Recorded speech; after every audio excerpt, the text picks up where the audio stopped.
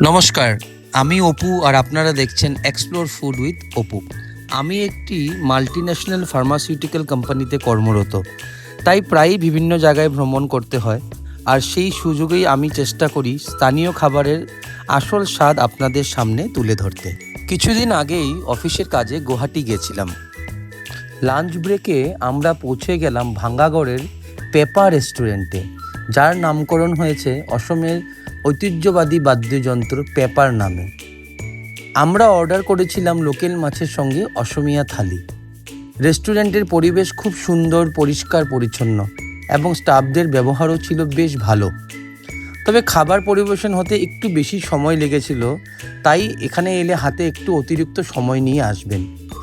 খাবারের স্বাদ মোটামুটি ভালো লাগলেও আমার মতে থালির দাম পরিবেশিত আইটেমের তুলনায় একটু বেশি। আমার rating ambience 7 out of 10, food 6 out of 10।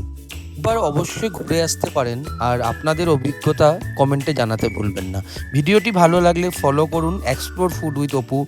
আবার দেখা হবে নতুন কোনো ফুড জার্নিতে। ধন্যবাদ।